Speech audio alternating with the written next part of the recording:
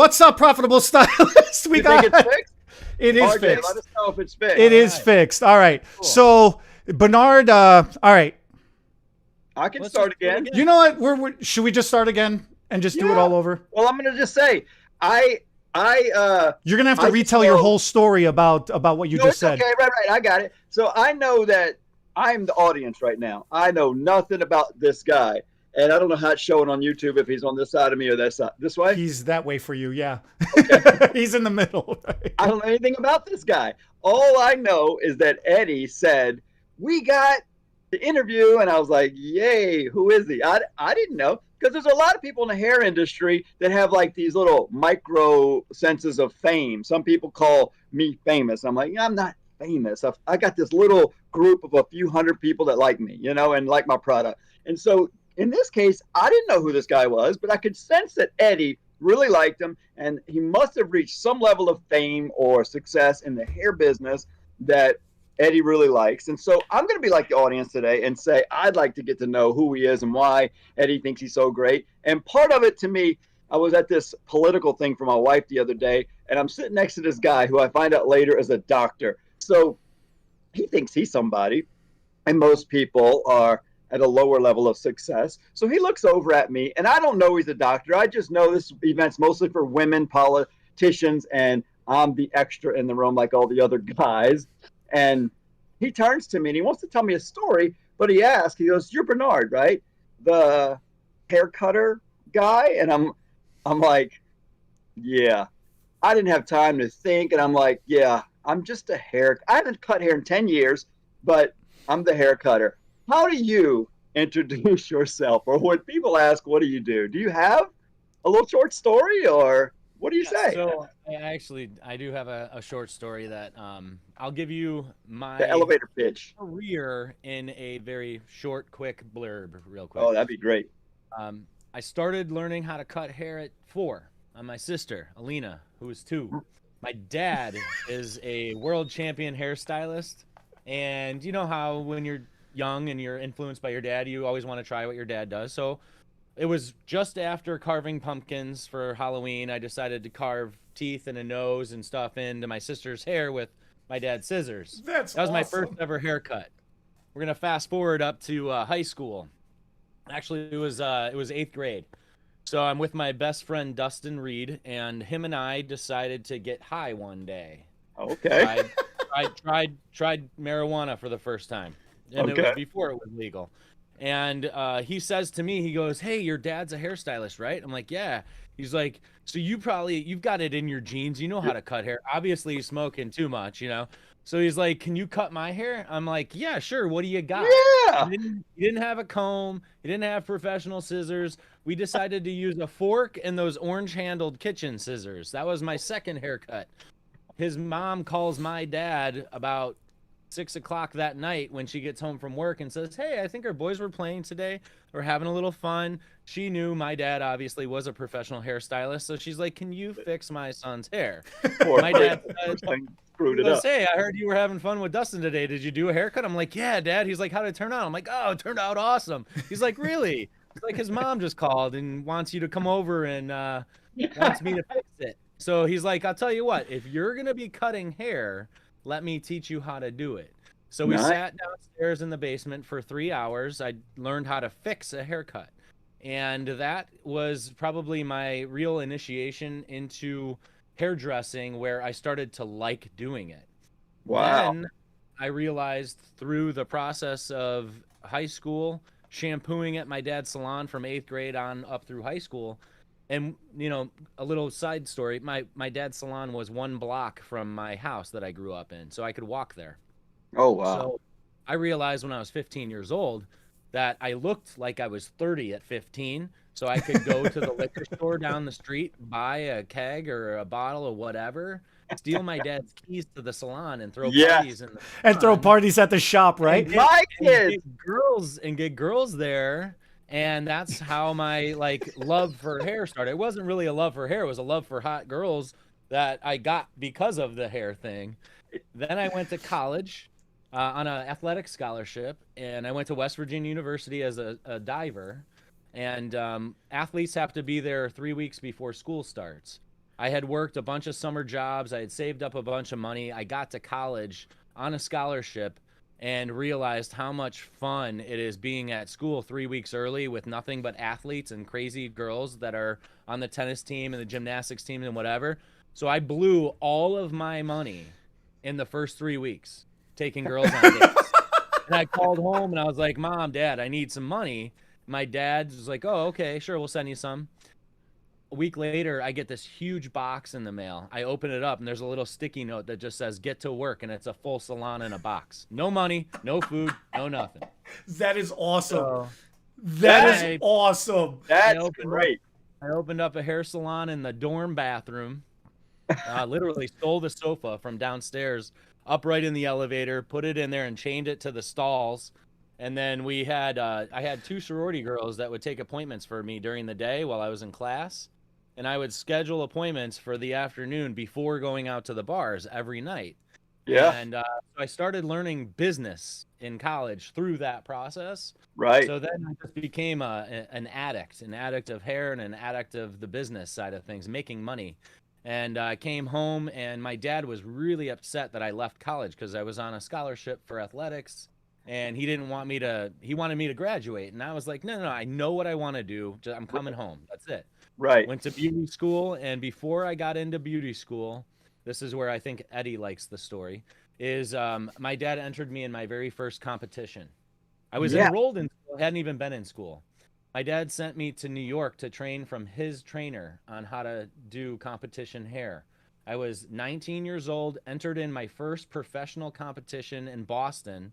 And I'm competing against professionals that have been doing hair for 10, 15 years. I took first place in that competition. What was it? A cut, color, what was style? What was the comp? A men's cut, color, and style competition. The color was done pre-competition, and then you do the haircut. And it was a 2-phase. So they always did competition where it was a 2-phase. You do the first one where it's just a style competition on longer hair. And then the second phase is a haircut and style on the shorter version of that hair design. So that was my entry into hair competition. And I didn't know, my dad hadn't told me, but that wasn't a competition in order to get onto the USA team for the world level. Wow. And when I won that at 19, the trainer, Andrea Teresi, came over with Sal Federa, who was the president of the OMC at the time. Still is, actually. I think his son is now. But he came over and was like, we want you on the USA team. And that started my career in the Hair Olympics. So from there, next. Hair Olympics. Let me jump in here for a second, Giovanni, buddy. Yeah. I want stylists that are watching this to appreciate and understand how large our industry is. I did a motivational guest speaking at a beauty school recently. And the purpose of it was to say, you are in beauty school now. The end game is not just to graduate and get behind the chair. The industry is so vast. The beauty industry encompasses everything in the world. We have an Olympics. We have editorial work. We have physics, science. You can produce product lines. There is research and development. There is so many aspects to our industry above and beyond just being behind the chair. And I'm not putting down being behind the chair by any means. It is the foundation of everything we do. But this is exactly what I'm talking about, is the inspiration that you guys don't know about, or when you think about success, or when you think about opportunity just in general, this industry is so amazingly vast. So keep going, man. Keep going. Well, just a minute. Yeah, go ahead. I've been doing hair. I'm 53. I've been doing hair right at about 30 years. And I got to say, I hadn't heard about the Hair Olympics until about 2 years ago. Oh, really? I got involved with a hair replacement product. I'm over in Paris learning where they manufacture the hair. He's showing me the facility and everything. And he says, listen, this is where I got inspired to do all this new imagery for hair replacement. I took it was like a 19 or 20-year-old guy who had just won first place 2 or 3 years in a row at the Hair Olympics. And I said, wait, what? Hair Olympics? I don't think it's as well known in America as it is in other countries because I just hadn't heard much about it. But worldwide, people are doing these hair Olympics, and I don't know if we should talk a lot about that because I maybe we could do a whole hour just about the hair Olympics because I'm pretty intrigued about it. But I still want to stay more general about your success, where you're at, what you're doing now, what we describe as success. But fascinating to me. And Eddie's right. We're going to talk about both because Okay. a lot of my career was because of the Hair Olympics. So, to your accord here, you were talking about going to Paris a couple years ago. I won third place in the world championships for hair replacement in 2018 or 2019 in Paris against Wow. probably this young man who took first. Wow. Um, and that was something that I even grew my hair out. I got a toupee put on, a piece put on myself, and wore it for 6 months to learn all the ins and outs about it because I feel like I'm a person, if I want to do something, I want to learn everything I can, both physically and mentally in the product or whatever it is that I'm trying to be a part of. Because I want to give all of the people that ask me questions real, true, good answers that are Right. honest. Right. Um, so, you know, going back to the where I left off in my story about getting to the Hair Olympics and joining the team, I was 19 at the time. After that competition, back in the day, they had an organization in the United States called Hair America. Because I had won the competitions that I had won regionally and then nationally, and then got to the Hair Olympic point, they automatically, at 19 years old, made me a member of Hair America, which at that time meant I was a certified educator to teach nationwide, and I was 19. Wow. Because of that age and those accolades at that time, I became an educator for a company named Wall, and I became their international educator. I So heard at of that Walt. point, yeah, so Wall Yeah, right. Clippers, Small little usually known, company. yeah, and it's great because they're actually here in Sterling, Illinois, as their base. And how old are you So now? I'm 42 now. Okay. So this was at 19. So from 19 to 26, I was the international educator for Wall, and they sent me to about 25 countries. During that time, I was also competing. So from 19 to 26, I actually totaled out at 46 different countries that I was Oh, lucky enough and blessed enough to nice. go do hair and teach in. Whether Nice. it was competing or teaching, I was doing one or the other for that entire 7 year period, which was amazing. I loved it. Uh, because of competition, that's what happened for me. And getting to the world level, there's so much to talk about, but I want to go through just my journey really quick. Uh, Sure. from from that point in 2004, I was competing in Milan, Italy. I got a chance and I was still in the youth category because you're youth technically until you're 26 in the hair industry. So they keep you in this junior category, and then after you're 26 and up, you go to the senior category. In the junior category, it's great to do these competitions because I don't know if you remember, but Cavallari, I think was the designer name. They brought in these designers, these fashion designers, to the hair Oh competition, yeah, and we did runway hair yeah. for the fashion show because it was the weekend before Fashion Week when we were in Milan. Hmm.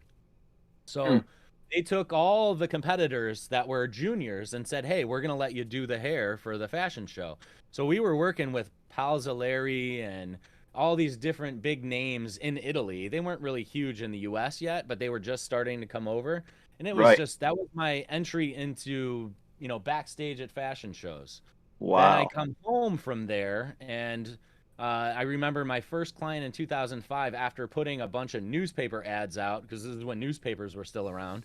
I had a gentleman named Reggie Benjamin that came in, and he was an international recording artist who wasn't popular in the US, but he was popular in 23 other countries, and he was up for a Grammy for world his music around the world or whatever. He invited me to the Grammy Awards with him, where I got a chance to walk the red carpet. He introduced me to some people, and I was lucky enough to do hair at the Grammys for large celebrities. I'll name one, Prince, because he's dead now, and my NDA is Woo. now longer there. I got a Oh, chance to do one of his my hair when favorites. he with Beyonce. And that springboarded me in LA and New York into the Hollywood kind of music and TV and film industry.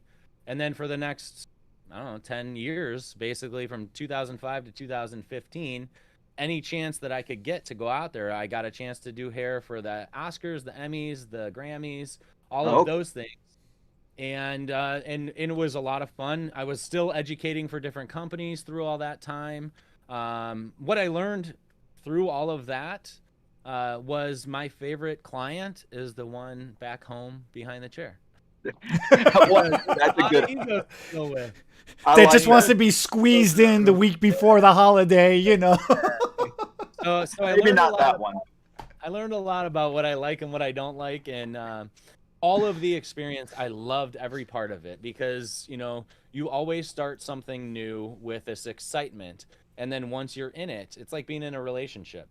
Once you enter in it for a while, you get to know the nitty gritty, and you get to really decide: do I really like this or do I not? So I'm just very grateful for the opportunities and experiences that I've had that have brought me here.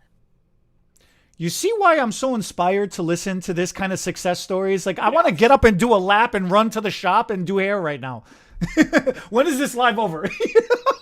He's so excited he wants to do hair on Thanksgiving. I want to do, right? But this is the kind of motivation. When you look at success and when you hear success stories and when you go to these motivational speaking and classes and all these research things, every single one says the same thing. You need to surround yourself with a group of positivity. You need to surround yourself with people that are at your level or people that you perceive to be above your level that are more challenging. Whoa, stop, no, time out. What? All right, here we go. What's going on? Technical difficulty right there for a minute with the sound again. All right, so we got to hear some of your music there for a flash, but the whole point is you hear these success stories, and if you have that competitiveness in you, it challenges you, and you're like, you know what? I need to do better. I need to be at that level too. Why am I not already there? I am behind. I need to catch up.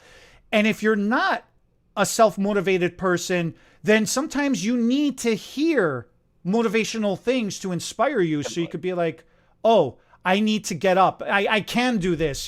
This is what's out there for me to achieve. It sets a bar for you to get to. And from both angles, it's important to hear these kind of things.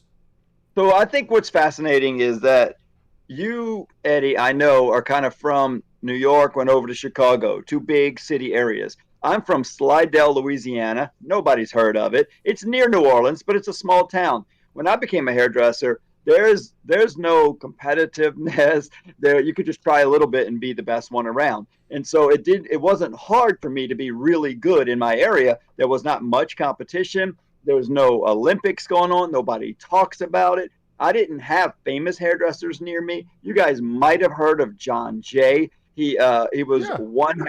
Yeah, so John Jay started in my little area. He had a few schools. I didn't go to his school, but he was like the only sort of famous hairdresser from around here. Other than that, there wasn't many. A couple of makeup artists, but I didn't have the desire, the knowledge. And I think what you were saying about school earlier is that is something I enjoy about going to schools and teaching. It's funny because it's the most rewarding thing I do, but it's the least profitable thing I do. When I go to a school to talk, they never pay. I never ask for money. It's never like when they say, will you come teach at our school? I never say, what's your budget? Nothing. I just go. I love it.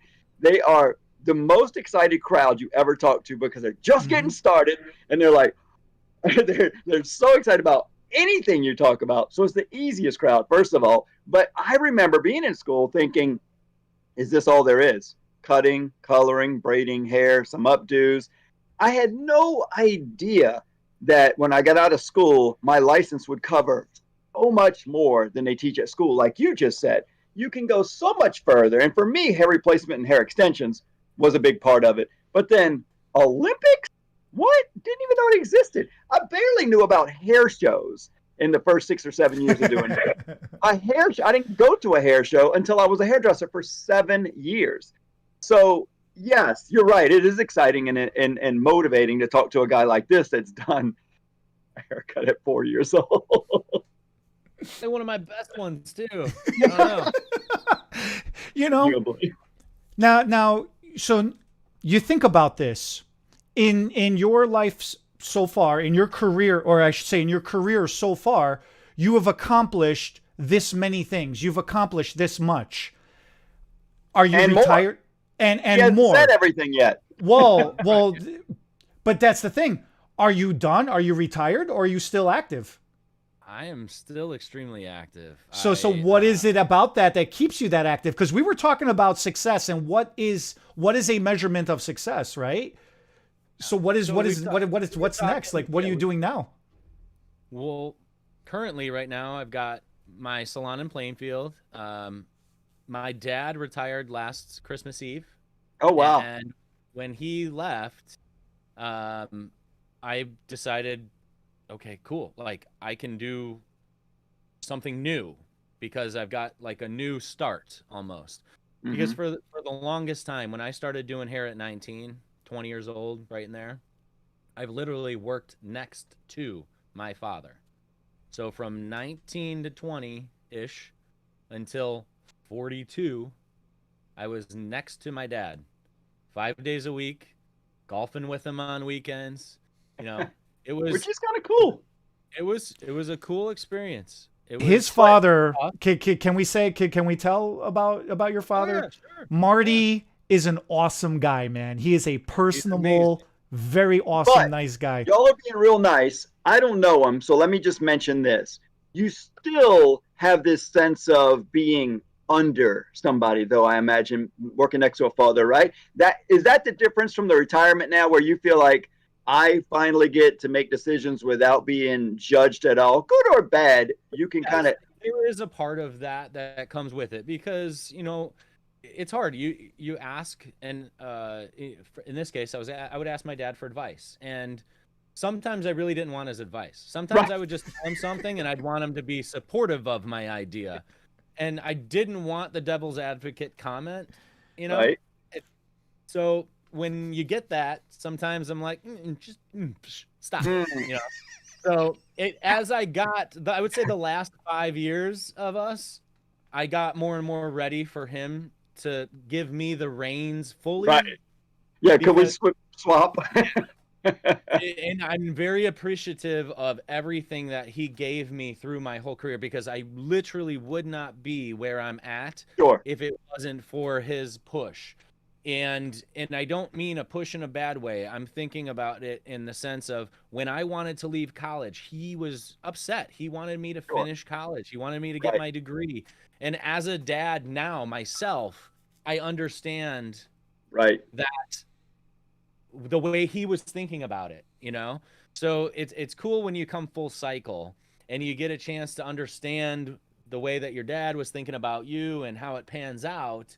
So for me, it's like I got excited about having that freedom from him, and now I've hit the ground running so hard, and that is part of that motivation for where I'm going to go in the future. Because now it's like the door's wide open, and there's no reins. There's no reins holding me. I'm a free Mustang riding out to the pasture. Good or bad.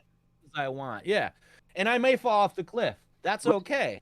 I'm at a point right now, I'm good with it because, you know, Eddie and I were talking the other day, success, that word, when I was 20, what is it? That was money to me. Money was success when I was 20. Right. 40, 42, 43 years old, you know what success is? Waking up every day and choosing to be happy.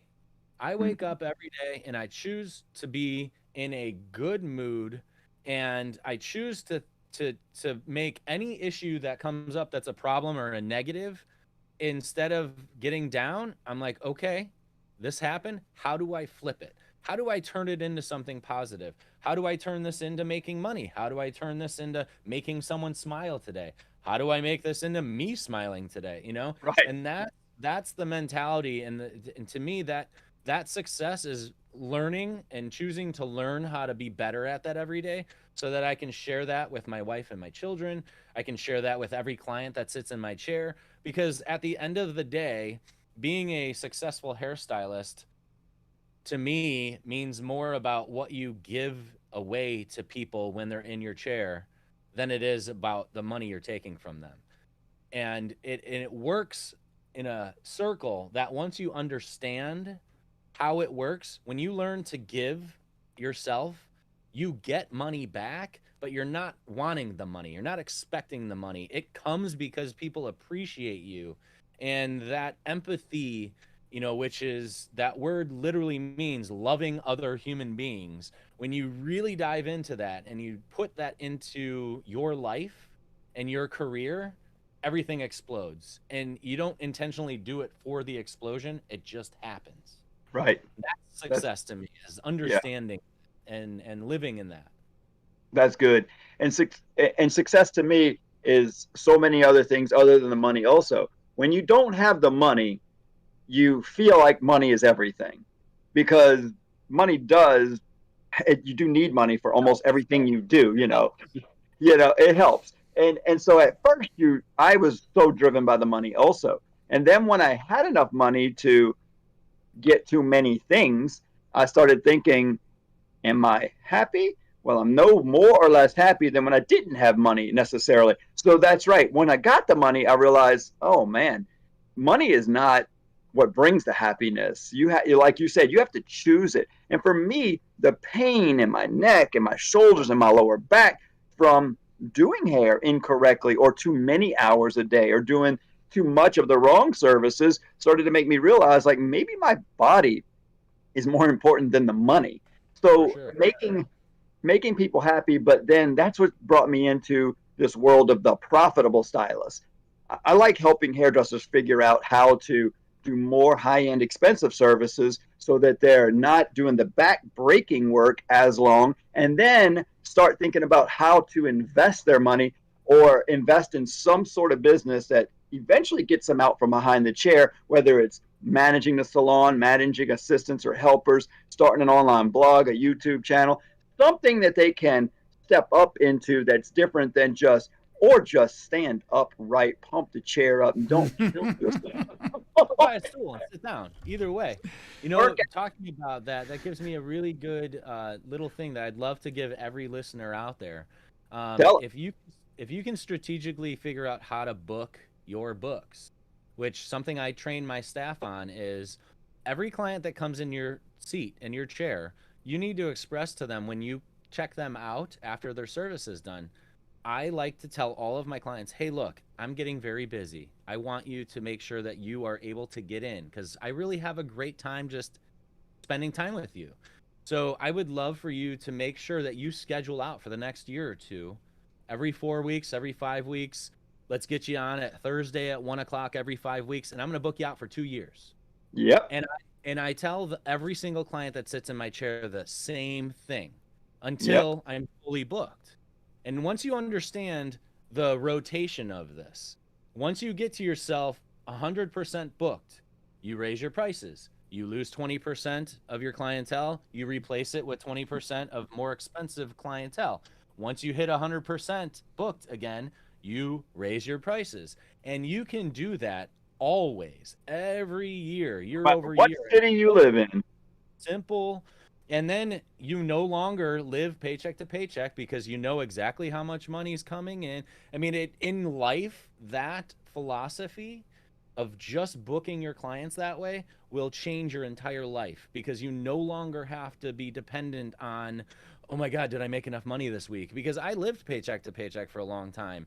And to go back into my story a little bit too, when you were talking about, I've talked about all the good, but let me tell you a little bit about the bad. I There you go. started with all of this success and I lost all of that success. What? I lost my jobs with companies because I was drinking too much and partying too much and I got into that side of when you're 19 years old and 20 years old traveling the world making a ton of money, you're going to make dumb decisions. And it takes a while for those dumb decisions to catch up to you. Yep. And so for me, I learned a lot the hard way just as much as I learned in a positive way.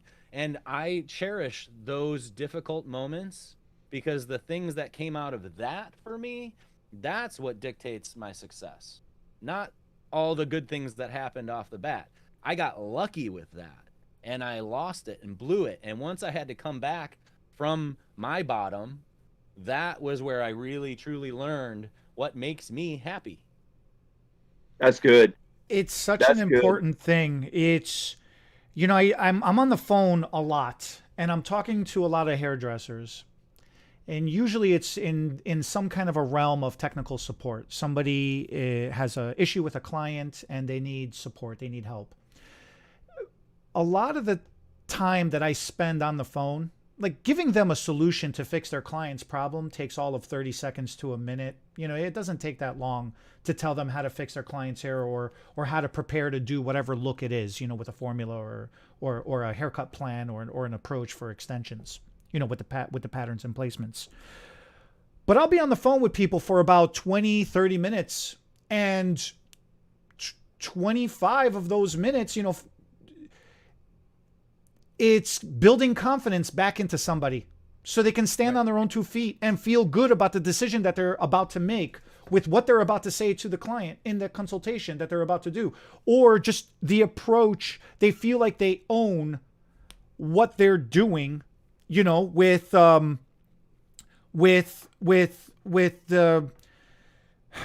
technique that they're going to use on their clients, right? So, but then they also need the confidence to be able to stand up and look somebody in the face and look somebody in the eye and say, this is what I'm doing because I believe this is what I'm doing. So the success for me, my mother always wanted me to be a computer programmer. To her, that was smart. That was an intelligent job, and because I didn't want to go into computers, she thought I was an idiot. And maybe I am, maybe I'm not. I don't know.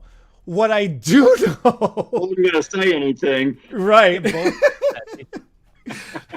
So my mom always used to say, and she always used to tell me, she goes, you're not the smartest person, but you work as hard as a donkey. And to a foreigner, it translates better into English, Compliment in it's another a compliment. Country. Yeah. Okay. Because you're hardworking. Basically, it means Yeah. you're a tough worker, you're a hard worker, you don't complain, you could do the heavy lifting, right? So if you don't get to use your brain, because in foreign families, you either do a job that uses your brain, then you're successful because you're smart. And if you don't use a job that uses your brain, then you're an idiot and you just better be a donkey. You better be hardworking like a donkey, So,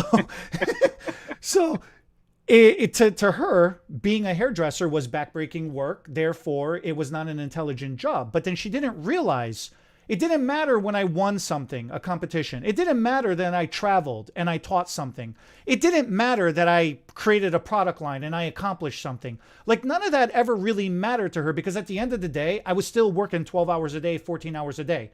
And in her country, that's what she did. She worked 12, 14 hours a day.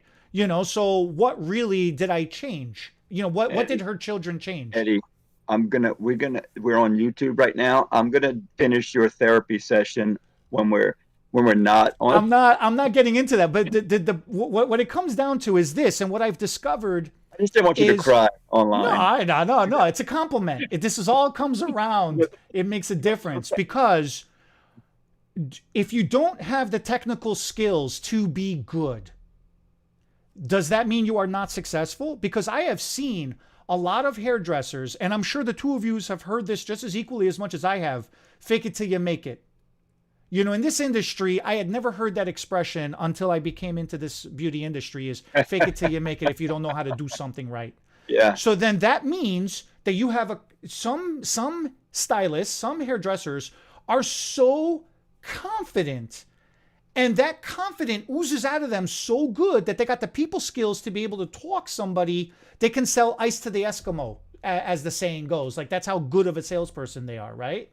So they believe so well in what they're doing and in themselves that even if they don't have the strong technical skills, they're still able to become successful so in their own measurement, right? So to me, it was always confidence was always the measure of my success, was confidence and accomplishment. At what point do you gain confidence, and what do you need to do to create that confidence? And then at what point does the accomplishment come in with technical skills or just with keep achieving positive reactions when you're talking to people? Or is it a measure of both? Like I'll put that to both of you. No, it's hard. That's a hard thing to answer because I didn't have confidence for at least the first 6 or 7 years in hair, but I was invited to a nail class, and I loved shop class in high school. I was really good at woodworking, and so at school, some girl says, "I'm going to take that nail class tomorrow." I said, I can't afford the kit. She goes, "You can use mine." So I go to this class. I do an artificial nail. Now that nail was a little crooked, but it was the best looking nail on top. I knew how to use sandpaper. So I was super confident at doing artificial nails. And that's what I did the first few years as I was figuring out the hair thing. And then I wouldn't say I was good at hair for another 10 years. I would not win any competitions, but I had the relationship skills. I had the business skills. I rescheduled everybody, like he said, a year and a half in advance. So my book was getting booked solid, and I was building a really nice, solid business. But I want to mention something you brought something up that makes me think when you say the confidence. I heard a statistic or I don't know if it was a scientific experiment when they talk about genius and brains or smarts. It's not, most people measure it in one category, and it's book smart, how much information you know. But there's different types of smarts or geniuses. Give you one quick example.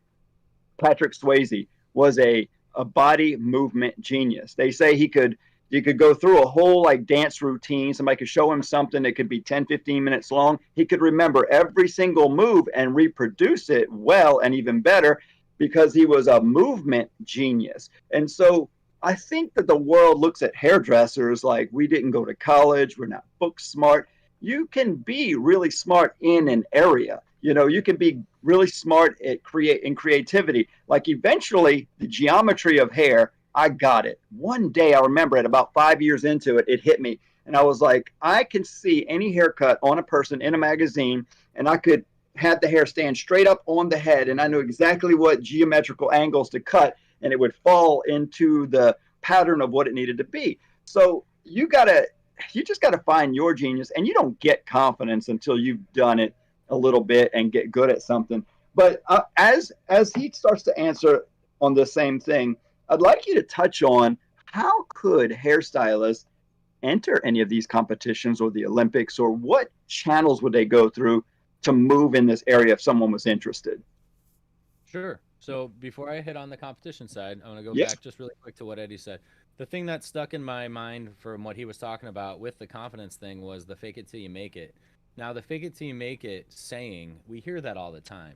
But in reality, what it truly is we're all learning, always. Always. The best hairstylists are the ones that never stop learning. That's So right. when you say to yourself, I faked it till I made it, to me that translates into all I did was bust my butt learning, constantly getting better and pushing myself for that. So the thing that separates a successful stylist from an unsuccessful stylist is just that desire. That's the only thing. If you continue to learn and you continue to progress and you continue to make that a priority, you're going to be successful. Whether There you it's go. in a small town outside of New Orleans, whether it's in a big city, it doesn't matter because you'll make enough to pay your bills and have extra. And that's what successful is.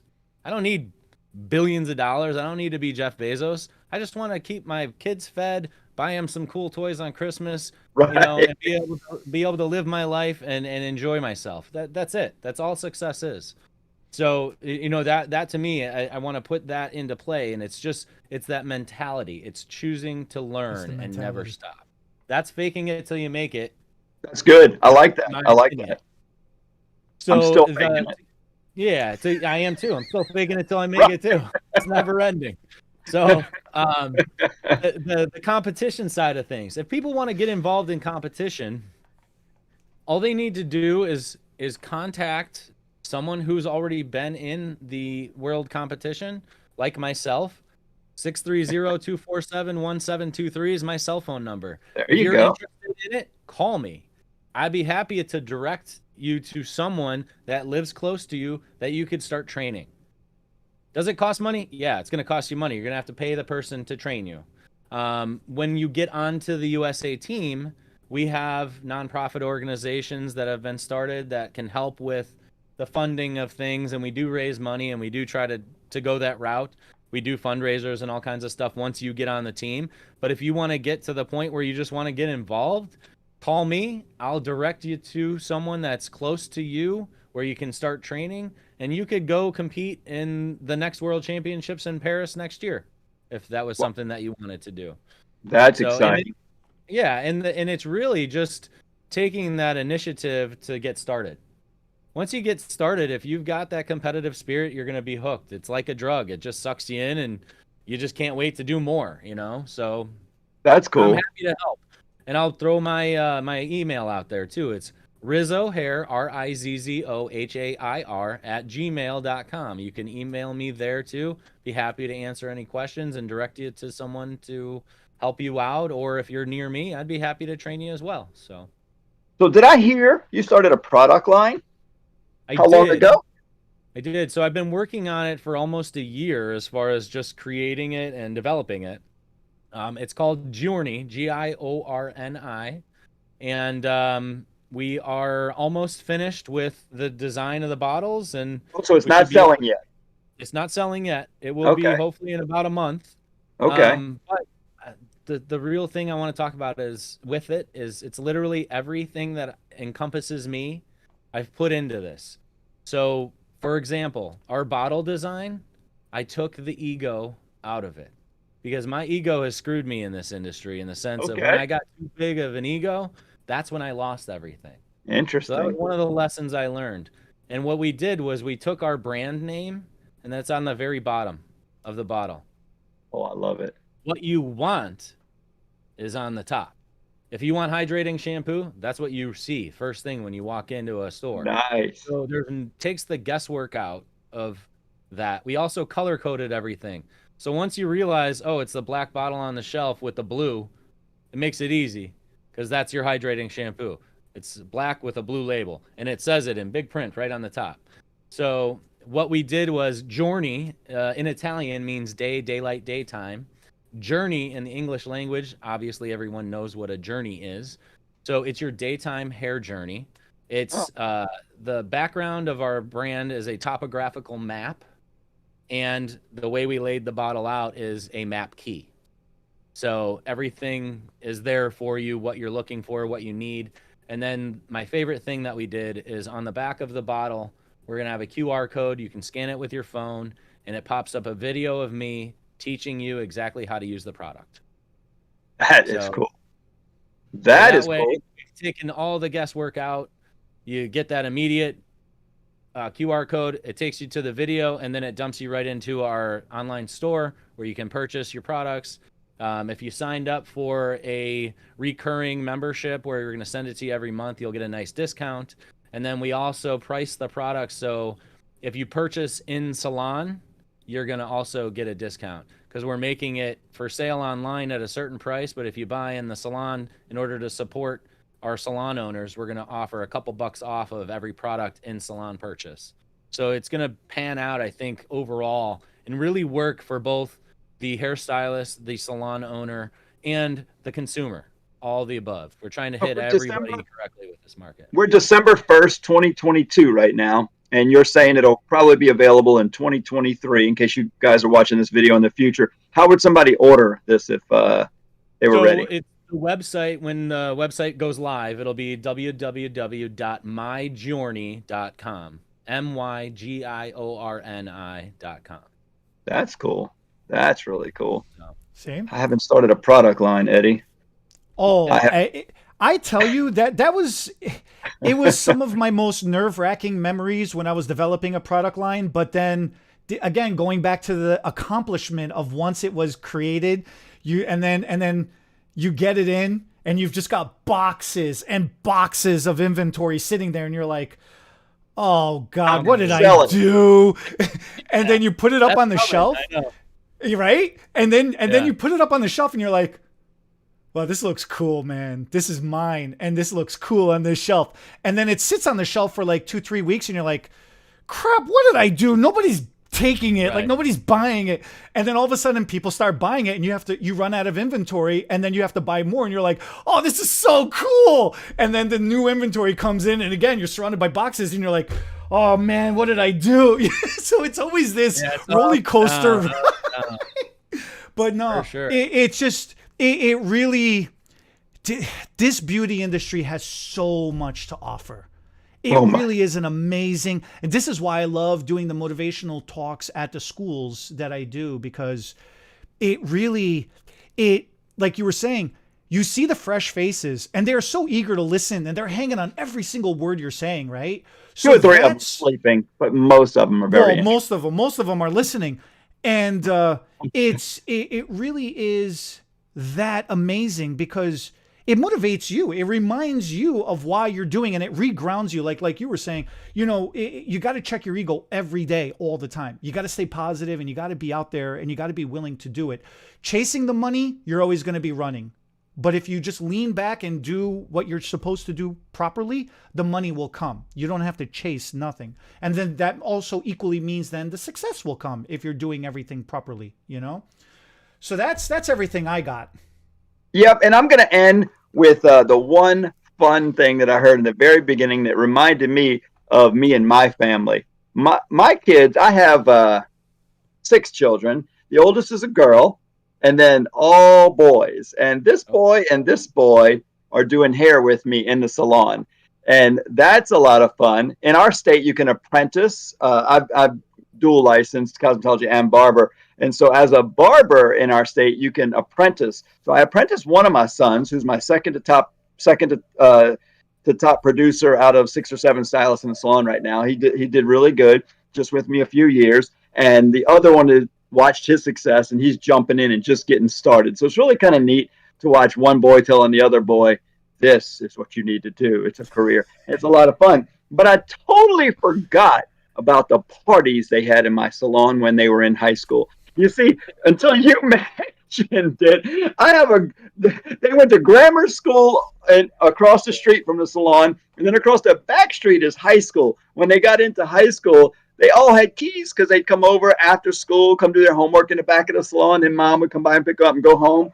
And I remember now one time some mom calling me about the alcohol, and the police showed up at my salon for what? The kids had bottles of, they left the school dance, and they're like, I know we can't sneak this stuff into the dance, but we can go to my dad's salon right across the street. Oh, so embarrassing. Kids you have. They're going to be very successful businessmen one day. Right. Their older brothers that did this, the ones that are hairdressers, they didn't do it. It was actually their older brothers and sister, and they are all very successful, very successful. They're in their, between 28 and 31 years old now. So they're all in their own businesses doing really well. But I kind of forgot about the challenge. Expression, making those were the best parties, though. It goes for a lot of different things, Yeah. But you're right. If anybody out there is watching this and thinking about being a hairdresser, I mean, it's so dynamic in so many different ways. And the thing that really confuses people is there's no standard necessarily. You can get out of school and barely get by making $200 or $300 a week in a chain salon in your little area, or you can make, one of my hairdressers makes about $1,800 to $2,000 a week take home, and she spiked one week a few weeks ago and had a $4,000 paycheck for 1 week of work. Yeah, and I know that's not common, but it's like you can do as much or as little as you want in this industry, and she's still just working 5 days of the week. So you can do whatever you want, and that's what makes it hard. You have to be a little self-motivated, and some people aren't, so they have trouble getting there. But if you are, there's no ceiling. You can just keep going. And that's what makes it so much fun. You go where you want to go. And then, like you said, Eddie, there's so many avenues or roads you can take. All 3 of us have taken a different road to success in this industry. And we're all having fun doing it. Having a blast. I love it. I think I'm done for today. I've got to go have some other fun. I gotta get to work too. Giovanni, any closing thought? A closing thought is just, motivation is a choice. That's it. Choose to be motivated, choose to be happy. Make those choices daily and you'll see success in whatever you do, whether it's a hairstylist, a janitor, doesn't matter. Anything. Good point. You'll be a happy person. And that's my only thought. That, and if you need me, I'm in Plainfield, Illinois, Salon Giovanni. I already gave you my email and I gave you my phone number. Happy to talk about anything you want. That's it.